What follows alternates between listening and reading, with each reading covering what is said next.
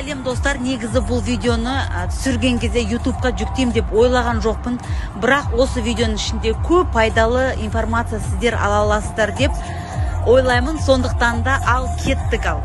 Маған бауыр болған, дос болған көмекшілерін өздері осы жерді тауып беріп, өздері әкеп тастайды. То есть келген кезде вообще маршрутты білген жоқпын. Келген кезде только ох дедім.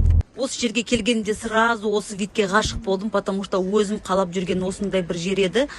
Но бірақ бұл мен күткеннен де күшті болды. Біз келе салып сразу жұмысқа кірістік. Осындай спокойный жерде, салқын орманның ішінде сондай таза ауада жұмыс істеген, оказывается, совсем вообще күшті идеялар келеді екен. Номердің ішінде бүкіл жағдайлар жасалғанмен, но бірақ кішкене ремонтын ескілеу көрдім. Но постельдері, полотенцелары таза болғаннан кейін оны минус ретінде көрмедім. Одадан шыққанша çok merak еттім. То есть өте любопытно болды маған, өте любопытно. Сөйтіп бар жақты көріп шықтым. Негізі түріктер демалатын жерлері күшті, арзан, доступный болады да.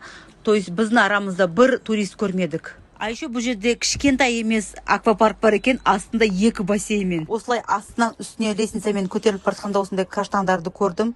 Прям толып шашылып жатыр екен. Бағасы, ауасы, тамағы, виді бәрі керемет болды. Біз негізі бұны сағынамыз, тағы да келеміз деп бәріміз қоштастық. Бізге такси шақырып берді. Такси енді күшті бір керемет бір кісі жолықты да қалды бізге, Аллахтан өзі. Бұл такси ағай, оказывается, местный кісі екен. Сол кісімен келісіп бүкіл жерлерді автокөлікпен араладық. Соншама көп эмоциялдық. Бұл жерде зоопарк бар екен, музей бар екен, орман бар екен.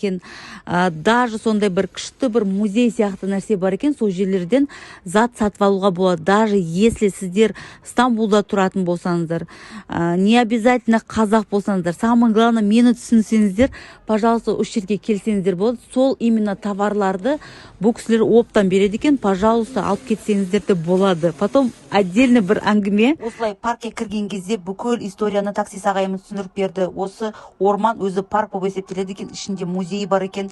Енді керемет сумкамызды көтерісті, сөйлесті, күлдіртті, даже видео түсірді, представьте. Devam ediyorum. Çekiyorum. Sen devam et. Классно, реально классно. Обязательно приезжайте сюда, если будете здесь, в Стамбуле. Бұл жерде расымен де керемет бір ауасы бар, иісі бар. Негізі Стамбулда неше түрлі жерде болды. Мынау енді өте ерекше екен. Осы саябақтың ішінде, оказывается, неше түрлі жануарлар бар екен. Мен аяқ астына қарамай, оказывается, боқпас кеткен екен. Бірақ ең кереметі, жаңағы таксист ағай аяқ киімді сүртіп беріп жатыр. Мен жоқ, керек жоқ, ағай, керек жоқ деп өзім ыңғайсызданып жатсам да, жоқ, әйелдердің қолдарына олай ұстағанның керек жоқ, оны ер адамдар істейді деп қолынан салфетканы алып өзі сүртіп, сондай әйелдерге деген қызметін көрсеткен кезде, құрметін көрсеткен кезде өте риза болдым. Алла разы болсын. В общем, менің бір байқағаным, Түркияның әр жерінде адамдар әртүрлі болады екен. Егер ол Турция, значит, адамдар жаман или жақсы деп айтуға болмайды екен. Әр жердің өзінің құртылған, құртылмаған жерлері де бар екен. Пожалуйста, осы жерді сіздерге ұсынамын.